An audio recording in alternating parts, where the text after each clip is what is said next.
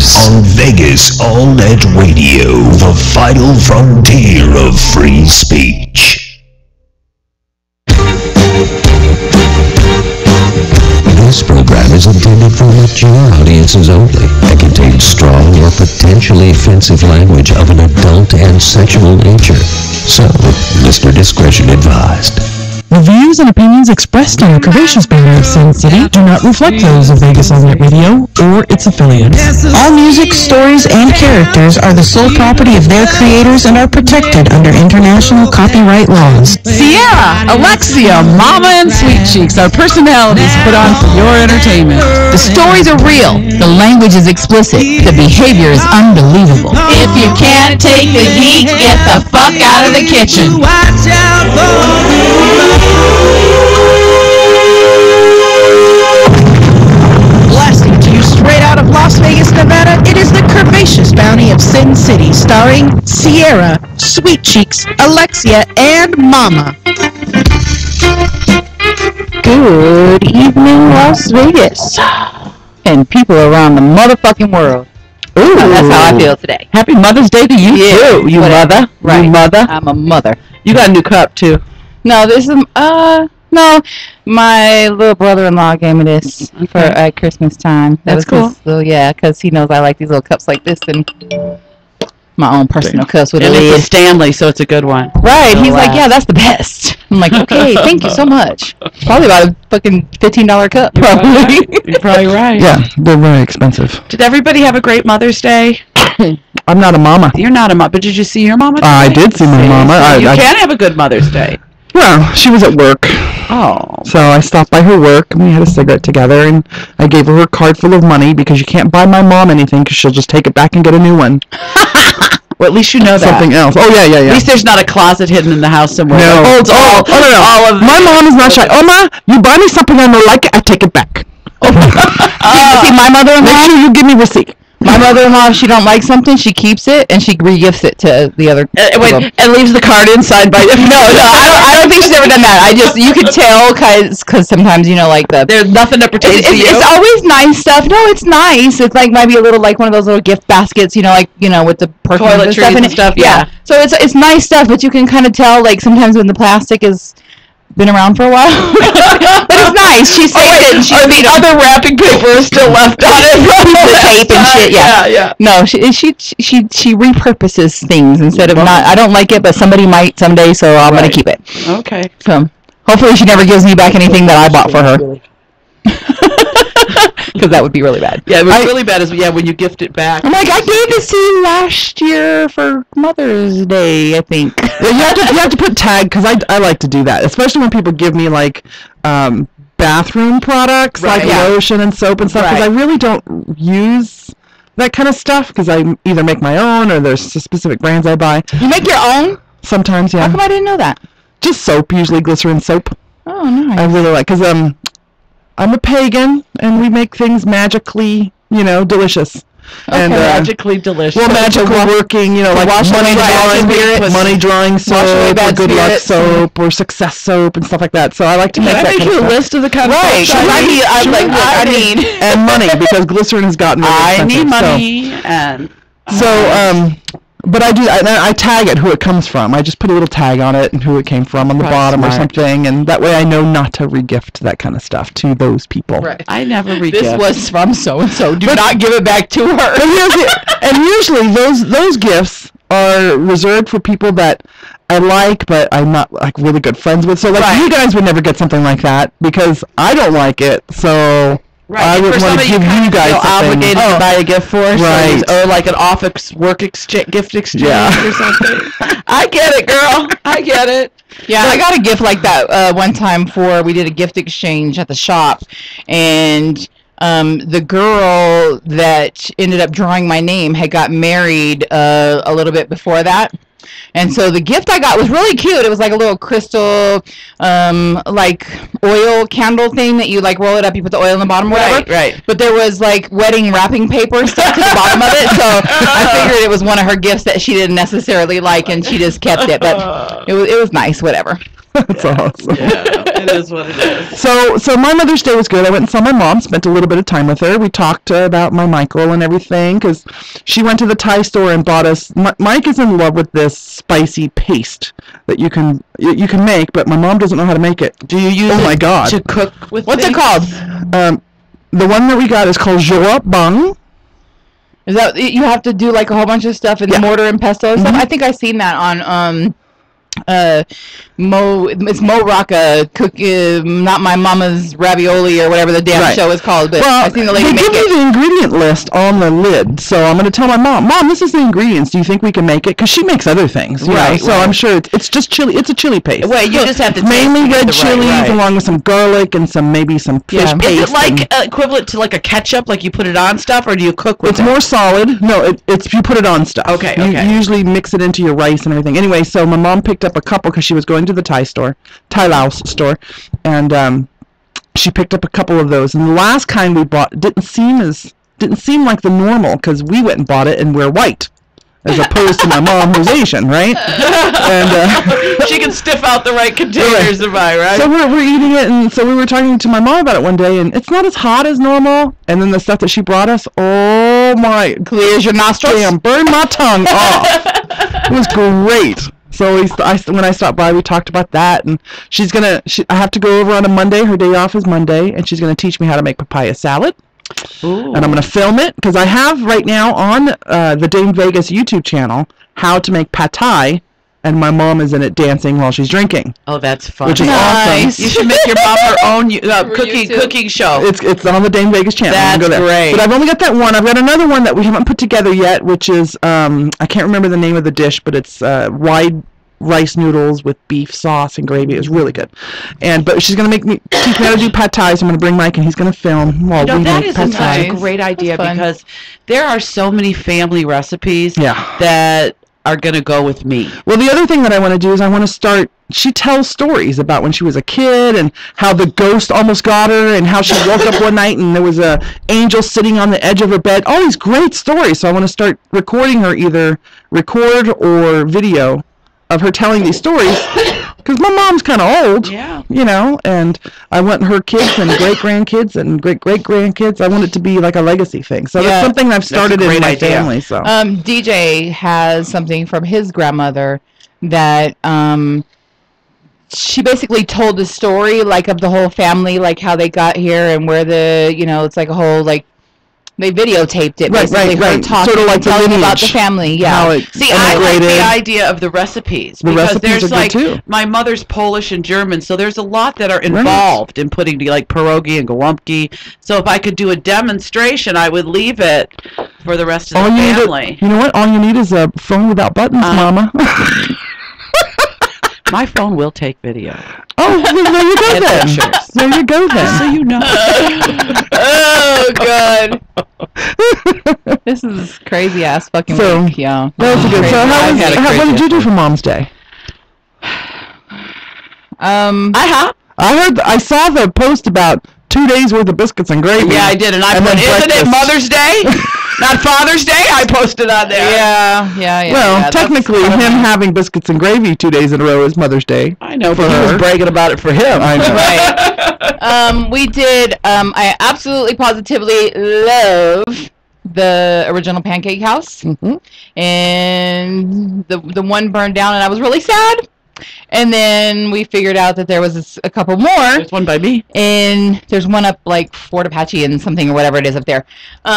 But I absolutely love their food. And what we usually do is when we go there, we just order about 3 or 4 different things. And we all have like a couple bites of stuff. That's big, yeah. And we ordered like 4 plates. There was 5 of us, the 2 of us and 3 kids. But we ordered 4 dishes and then a side of potatoes. We have a whole box full of shit left over because we all got full. After we went to go see Iron Man 3. Did you like it? It was fucking awesome. And even the baby, she was like, I don't want to see this movie. And then at some point I looked over at her and she was just cheesing from ear to ear like, I like this. Right. I like this. So, yeah. So it was pretty good.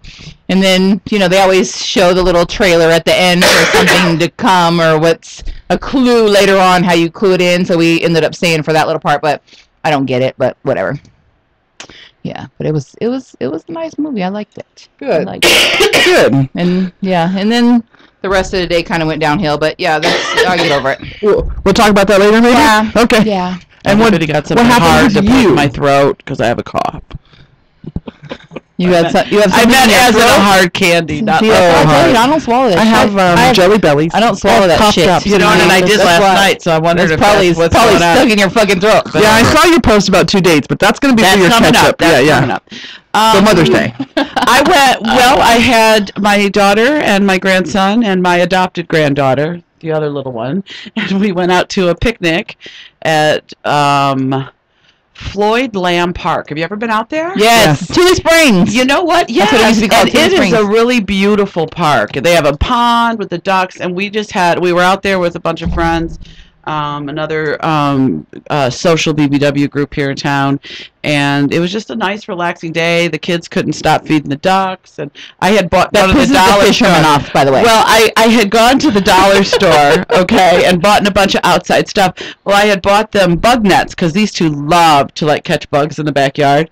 So I bought them bug nets, and I see them chasing the ducks with the bug nets. Oh hell! And I'm like, no, the nets are for the bugs, not for the ducks. I could just see a duck with this net on it. No, what you should have told them is them motherfuckers will bite you. Oh yeah. If you piss them off or they got babies, they will pinch your ass. You will not fuck with another duck. Because there was a lot of mamas with all the babies behind swimming. It was just really nice, and the weather was perfect, and so it was a really nice day. So they always do the Highland Games out there, where all the men in kilts and. Oh, what a great place! You know what? It's one of the few places in Vegas that there are still a lot of trees and grass, and even if you can't get under the pavilions, there's just so many trees, and people bring their tables, and it was just a really nice day. We had a great day, so that was my Mother's Day. And how about you, Sierra? I watched TV and went to Burger King. Yeah. Is the boy with his dad? Yeah, I went and picked him up and took him to Burger King for lunch, and then I took him home, took him back to his dad's. And your mom was not around? No. No? And neither was my sister. Oh. So there. That was my Mother's Day. I watched TV. I bought some gifts for myself that I thought were rather obvious gifts that nobody bothered to pick up for me, so I got them. Got a half-dead plant. That was awesome. And a new shirt. Is this new? No. Oh, it just looks new. I don't think I've seen it. I said it's a great shirt for her tattoo because Piglet peeks through the little arm there. I got a flower today too. I did get some nice gifts from Cali Guy. We've seen your cards lined up. I did get some cards. I didn't get any cards, but it's okay. No, I didn't get any cards either. Yes, I did. Let me take that back. The little one, she's in pre-K now, so they made a little card with the handprints on it, so that's like her first little project. I was like, so cute. and then so it's like her handprint, and then on the inside they cut their hands out and then folded the 2 middle fingers down for the I love you, and that's the card cute. Says that, so it's really cute. And she's like her mother, and she can't hold water, so I got my card on Thursday. She was supposed to save it for Sunday, but she can't hold water, so that's all. It's all good. She's funny. And then that's like my Michael. My Michael's the same way. Yeah. And then my son came in this morning they had made cards and technically not necessarily a card, but big huge pieces of paper with I love you. So with about 1,000 O's on it, and a little plant. The boy has no idea that mommy doesn't know how to grow shit. So it'll probably be dead in a couple of days. The baby was like, "Mommy, your plant need water." And I'm like, "Not right now. We'll water it later." I'm like, "Fuck. I'm going to kill this thing, and then they're going to be sad that I killed the friggin' plant." They have these things that you can stick down in there. Yeah, those bulbs. Things. Yeah, but you have to remember to put water in them. Yeah, that's a problem, too. I can't grow shit. It's the same problem, Nothing's changed. Yeah. If we ever get caught on a desert island and my job is to grow us vegetables, we're going to be meat eaters. That's what I'm just going to tell you right now. Just fucking tell you, I cannot grow shit. Can we talk about the fucking Murder 1 conviction this week? Yes, let's please! Jodi Arias. Please! I'm so happy! Well, were on verdict watch. Well, I'm so happy that the system got it right. Let's let people know about Jodi Arias. Jodi Arias, and she was a woman who killed her ex-boyfriend. They were not just killed him. Well, no, that's the whole thing. But was he really ex at the time? Yes, they were not together, but she had gone through the booty call. But the thing was that he was getting ready to go. He had always, he was Mormon, she became Mormon, and she was always around for sex, but he was always looking for a good Mormon girl to be his wife. Like, Jodi knew she was not the wife person, but she wanted to be the wife person, okay? Right. And he was leaving within the next couple days of them seeing each other to go to Cancun with another girl. So she goes through. He's in Mesa, Arizona. Now, what's very interesting is she loaded gas cans into her car full of gas, turned her cell phone, so she was off the grid anywhere near Mesa, Arizona, okay? Well, so apparently she shoots him in the head, she slits his throat, and she stabs him 27 times. Okay. Now, didn't she try to burn him as well? No, not this one. No, but she said it was self-defense. Right. Now, self-defense? Like, this is overkill, okay? You over-defended yourself. Well, and and the thing was, she finally, eventually admitted to it because she had no choice because they had her bloody fingerprint on the wall, and they found this camera in the wash that she was sure the memory card was going to be destroyed, but it didn't. It's all time stamped, and there's her taking sexy pictures of him, and then all of a sudden there's a big time stamp with blood and her foot in it. Okay, so guess what, bitch, you killed him. So anyway, and then so the big thing was, they've gone all through this, so we know she killed him, but it was what degree of were they going to say that this was premeditated? How crazy are you though that you're taking pictures while you're doing shit though? Well, but she wasn't. She was taking pictures prior to. She was a photographer, and the story that's told is that he wanted some updated photos for his Facebook. So like the photos that were taken, he was standing in the shower like with the water running, and so it was like, they were just like shots she was taken as a photographer. So what the prosecution story and what the defense's story are as to how it all happened is two crazy different things. She says he charged her, then she shot him, or she ran and got a gun, and the gun was on a top shelf in a closet. Well, they've proven that she could have never stepped on the shelf to get the gun because it only held 40 pounds and it would tip all over and nothing was disrupted. Wasn't she a little thing anyway? Little thing. No one ever knew that Travis had a gun. Not only that, 2 weeks before the murder, a gun of the same caliber was stolen from her grandparents' house. And I saw. It's funny how when you see the people that are on trial for these things like this and how they look in the courtroom as opposed to in real life. Yes. Well, I've seen a lot of pictures because I was like, she kind of looks a little homely, and that's what they're trying to project. Yeah. And trying to make her look a little on the good side. And then I seen all the blonde hair, bleached blonde hair, booty ass shorts. That was another thing she stuff did like that. And I'm like, Travis, this is like after she killed him, and she changed her hair color.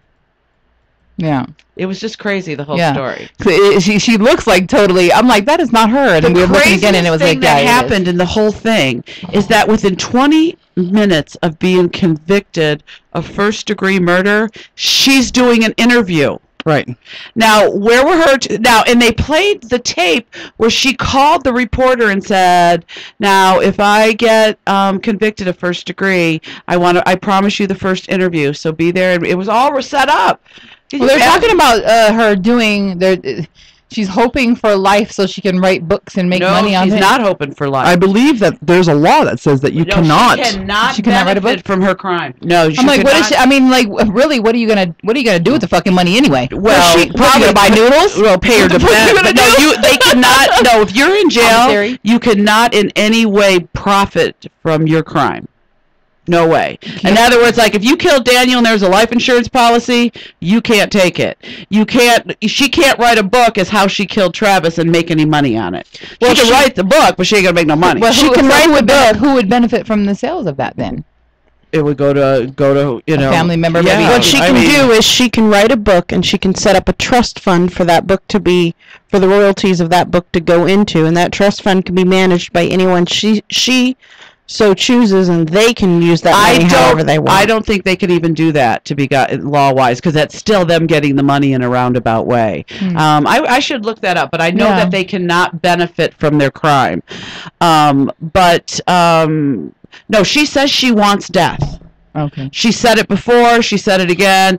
She says in her religion and her faith that death is freedom, and she would rather have her freedom than to live in the same place the rest of her life. And she quoted, she says, "I'm young, I don't smoke, my family has longevity, I'd probably be in jail for a really long time, so I'd rather just have death." Now, all of the mumbo jumbo amongst all the press is that she's like trying to sway them to vote her life just because she wants death, like to give her the opposite of what she wants. So who knows what's really going on? I say we give that bitch what she wants. We just make it last 10 days.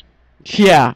Put Jack Bauer in there. This morning early when I was getting dressed, I had headline news on, and there are 65 women on death row right now in the U.S. We should fry them all before the end of the year. Well, and 3 of them are in the state of Arizona.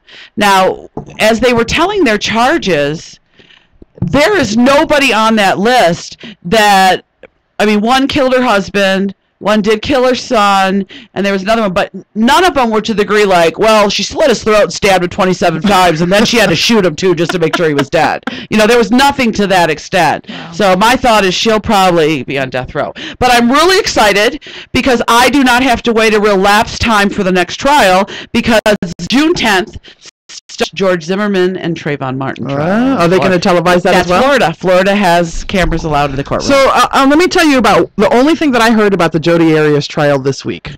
Wasn't except for the fact that they can't believe this woman got all this press and on the news. An interview right after. Right. Yeah. But the thing was, how did people think that she's hot? This is, I swear to God. Well, she's not in the courtroom, but if you see the pictures, you see the blonde, I looked at some of the pictures and I said, well, she's pretty hot.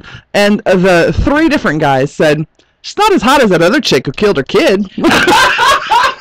Oh, I'm like, dude, that really? Is so wrong. That is so wrong. So that is the state of male America. Well, what's very interesting, though, is because on Wednesday now, when they come back, well, she's on suicide watch now because of the interview. I heard about that, yeah. Okay, but when they come back Wednesday... I'm like, what you want?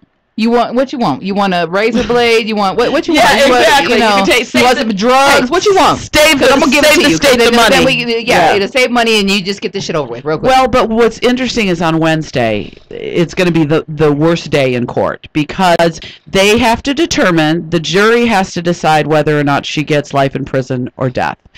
And they have to determine mitigating circumstances, which means she went over and above, beyond the call of duty, to cause him pain and discomfort while she's killing him. Okay, that's basically what it is.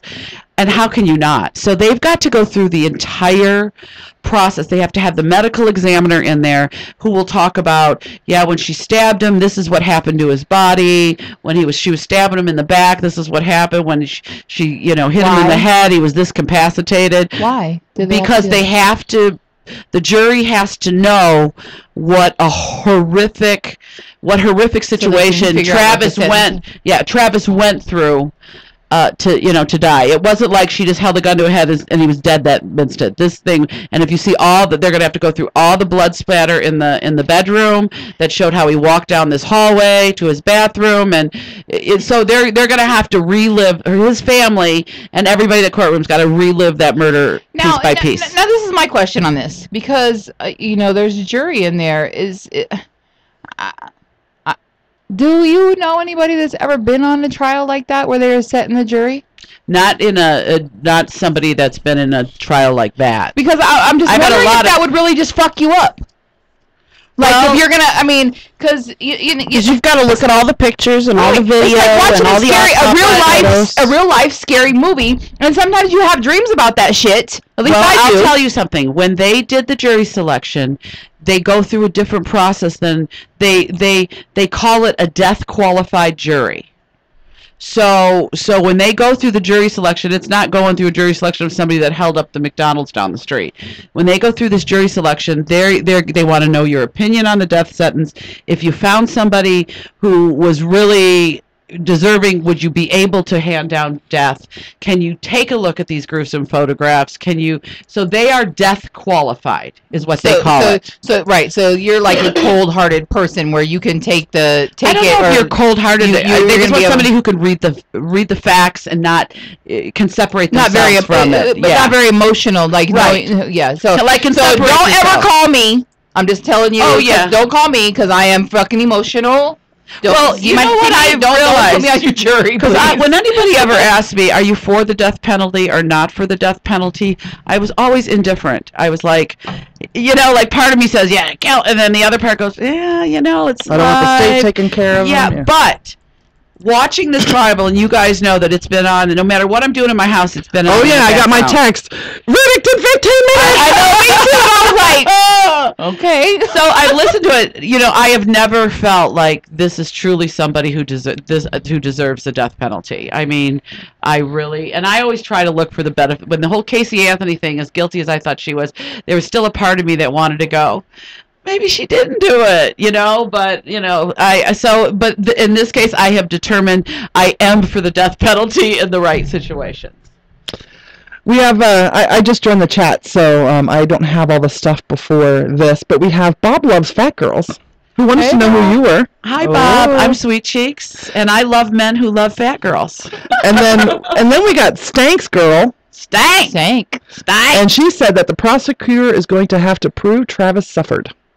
And he's gonna. That won't be a problem. That will not be a problem. How can somebody get stabbed? He's standing over the sink, spitting up blood, and she's standing behind him doing a, psycho on him. I agree with Bob. He wants to know, why are we concerned with the level of dead? The poor bastard's dead. Fry her ass. I agree, Bob. Yes, you're right. I absolutely agree that the only reason you should not be killed for your crime is if it is proven that when you killed them, it was a kill or be killed situation. Everyone else, self-defense, right? And everyone else should fry. There should be no life sentences. Period. You kill someone, you get killed. Except a death sentence can be a life sentence. A lot of these people are sitting on death row. They've been there for 30 years. She'll be there like 15 years before. Well, here's the thing: we need to take a book out of Texas's page and put a fucking express lane in, and that's, you get 1 year to appeal. If you can't get an appeal through in a year, you're dead. That's it. That's how it works. So like you're on death row no more than say a year and a half. Yeah, because you know what? I don't feel like Peterson. He's just sitting there like I don't feel like I should need to pay for this guy to get all the cable channels known to man, free health care, 3 square meals a day, a place to sleep, a change of clothes, and shoes every 6 months. Fuck that. No, kill him. I'm not paying for it. I will, however, pay the electrical bill for Sparky. That's what I will pay. Sparky. Now, personally, this is Alexia, I am not an advocate for the death penalty, but I waffle all the time. See, that's how I was. You have a case like this where you go, yeah, I don't know. That was like, or child pedophiles, rapists, things like that. Well, so we need to talk about that whole thing in Cleveland. Yeah. Chop them motherfucking shits off. So the thing in Cleveland, we have the 3 girls who were just rescued this last week. They were rescued by, of course, the most famous of the 3 is Charles Ramsey, who I love. Oh, isn't it great that he pulls that in front of Anderson Cooper. This is my check. You see, I got a check. I got a job. You see the address on there? Yeah, that's my house. I do not need no reward money. Give it to them girls. So the 3 girls, Amanda Berry, Georgina De Jesus, who earlier this week I said De Jesus, and somebody called me the whitest person they know. Amanda Berry, Georgina De Jesus, and Michelle Knight were rescued from a home in Ohio. She was being held by an Angel Cordoba. I can't remember his name. Yeah. I didn't write that down. No, all we have to say is piece of shit. Piece of shit. And his 2 brothers. No. The brothers have been on TV. They took the brothers in. The brothers did not know any of this was going on. The brothers were being interviewed this morning on CNN, and they were like, if we would have known it, we would have been at the police. We do not condone this. I guess when you went into his house, they said, I'm such a news junkie, people. I know all of this. I watch it constant. That when he would have certain areas of his home that were like blocked off, like you couldn't get to. So mostly all you could stay was in the living room area, and he would just chalk it up to, it's a bachelor pad. Right. Yeah. Wow. Anyway, so now one of the girls had a baby during all this and too. He's the daddy. And the other girl was pregnant several times, and he punched her in the stomach and let her eat for 2 weeks. Right. So yeah, that's all. I don't know. That hasn't come out yet. So yeah. Yeah. But yeah, so these 3 girls are being held. Amanda for 10 years. Yeah. And Georgina for 9 years. And then Michelle was the first one taken. 13 years. She was taken. She was the first one, and she was a little bit mentally slow when they took her. And she was the one that stayed in the hospital the longest after they found him. And she doesn't want to see her family.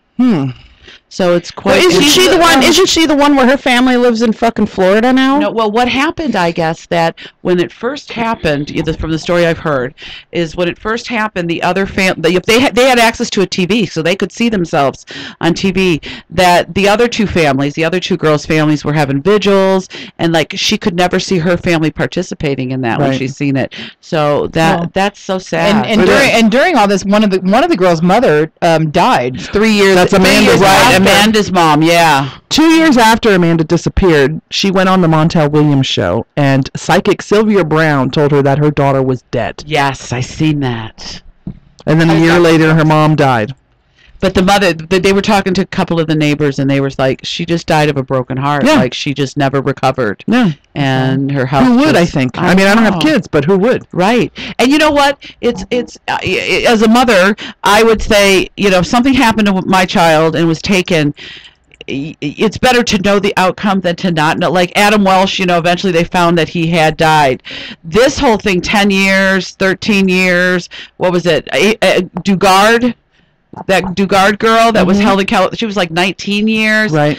To me, it would just be better to have that closure than to not have that closure, because that's tough, I would think. But they need to fry this man. They said in 2004 he wrote a suicide note saying how sick he was and, this, that, and the other. But they said that if the neighbors would have paid attention, somebody would have noticed something.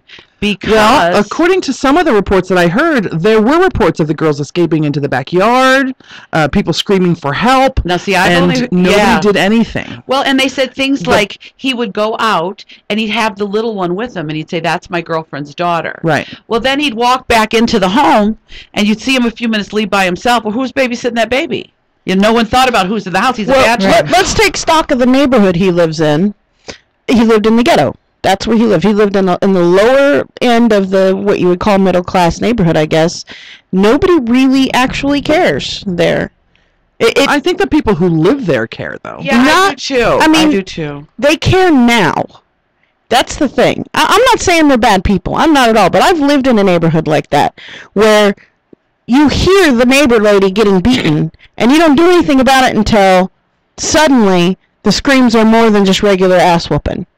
Well, what they were talking I've lived about in a neighborhood like that too, and I've called the police many times. Oh, I did too. Well, and what they were saying in general, on one of the news stories that I heard, is that people back when our parents were raising children, you always kept an eye out on the neighbor's house. Neighbors knew each other. Right. They made an effort to get out. And you know what? I don't fucking care if I know my neighbors now or not. You know what I mean? Like, I know the next door one because my daughter became friends with her, and the guy across the street just knows everybody. But other than that, I make zero effort to know my neighbors. I'm not discounting what Sierra said, but I don't think it's because of the neighborhood. I think it's just people. No, I agree. Absolutely, I agree. I agree. No, it's just people. Except that in an upper class neighborhood, Snooki would have been very upset that someone was disrupting her yoga time and probably would have called the cops. Well, here's the thing: the cops have gone over to this guy Ariel's house a couple of. I think this is Ariel. This guy's house a couple of times, and just like remember when we went after Super Bowl. Oh, yeah. The cops just go over, they knock on the door. If there's no answer, they look around, and then they leave. Yep. If nobody answers the door, they can't do anything. Right. Not unless it's open. And according to some of the stories that I read, that's exactly what happened. They went over to the house a few times in the last however many years and looked around. Nobody answered the door, so they left. Now I heard, and we witnessed that firsthand, so we know that happened. Right. I heard something too that I guess the girl, the one who is the mother of the little girl, that he was starting to look at her funny, and that it brought her motherly instincts out, and that's why she was really trying to escape. Because I don't want you doing that to my baby that you did to me. Right. Exactly. Bob says if we were his neighbor, he'd make it a point to get to know us.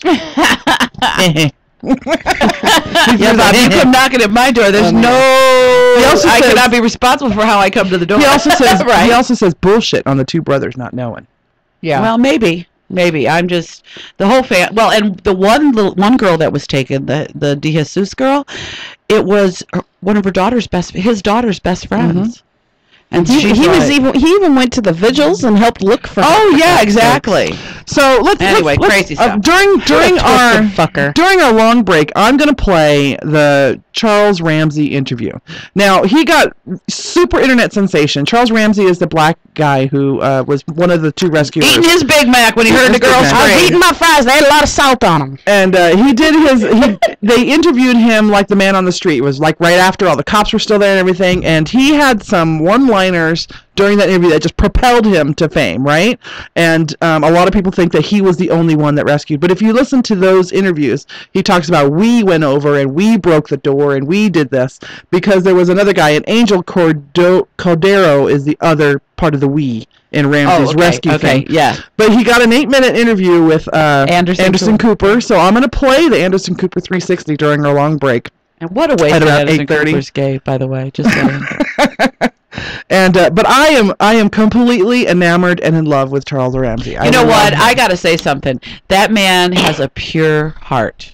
I mean, say what you want. Sure, he lives in the ghetto. He talks like he's from the ghetto, but when you hear what the man says, he's a good-hearted man. If you listen to an interview that happens a couple of days later where they're asking him about it, he starts to get a little choked up that he didn't notice that they were there. Yeah, he said, if I'd have known this, we wouldn't be standing here like this. Right. We would be waiting for 3 counts. I'd be down for 3 counts. Yeah. Mm-hmm. So, but I'm totally in love with him. Totally enamored by him. Yeah. The other thing that I was enamored by this week, my boss, the greatest boss ever. What's her German name? Olga Straponovich. She turned me on to this video, so I don't like going into her office to watch these because she pulls up some of the weirdest shit ever, and it's like a wasted 4 minutes of my time. But she made me come in to watch this video, and Sierra said to me before we started, I want to be these people's best friends. We're moving to LA. They're going to be our best friends. And Jay Leno does this little skit on his show called Gas Pump News, where the guy in the news thing, when you go to the gas pumps, they got that little TV there. He actually talks to people pumping their gas. There's a camera feed back and forth. And he ran into these 2 people, and he got them to sing karaoke. And they did a phenomenal job. So you can go online and you can look for Pumpcast News Part 1, The Tonight Show with Jay Leno, and watch it. And the name of the couple is Will and Monifa. They've been married for 12 years. And so he sings Living on a Prayer by Bon Jovi. Oh, God. Oh, wow. And then he gets his girl to come out of the car, and she does Sweet Dreams Are Made of These by the Eurythmics. And she blows it the fuck out of the water. Really? And he's doing backgrounds like, and this is just a random couple they walked up to? A random couple. They were pumping gas. They said, if you do some karaoke for us, we'll pay for your gas. So it's a little bit that they do. Right. They did so good, and they were so much fun that there's a part 2, which I did not know until I watched it on YouTube with Mike today. And the part 2 is where Jay Leno brought them onto the show. Oh, nice. And that's how I learned their names, because their names aren't posted anywhere else with the videos. So you go watch part 1 and part 2 where they actually go on Jay Leno and then they sing with the Tonight Show band. Okay. Going out to break. And it's fun. Very, very great. It's so great. Yeah, you've got to watch them, because seriously, when you get done with it, you're like, can we go have a beer with these guys? Because this would be awesome. You want these guys to come to karaoke with you, right? Pull it up, yeah.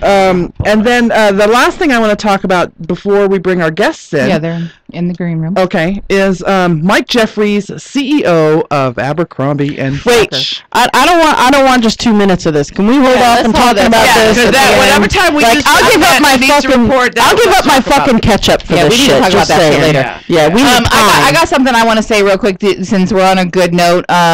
Somebody that's in our VANR family, Graham from the NV Music Show, his son had his last cancer treatments, and his picture's on my thing, and I want us all to send him well wishes and cards or whatever we can, because he has a little sign and it's so cute, and he says, "I beat it." So. That's awesome. I saw that post. That is.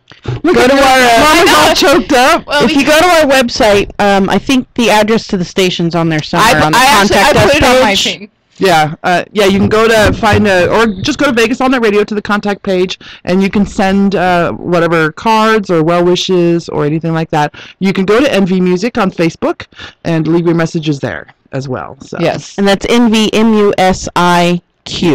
It just hits me because we have.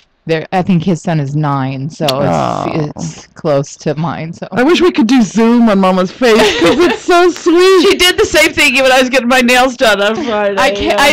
I'm emotional. Remember we talked about this earlier, guys. Come on now. All right. So when we come back, we're going to have our guests in studio, and I know a lot of you have been looking forward to it. We have the girls from Thick Sundays. That's Sammee Matthews and Julia Sands. Woohoo! So I know I've been waiting forever. So stay tuned, and we'll be right back after this.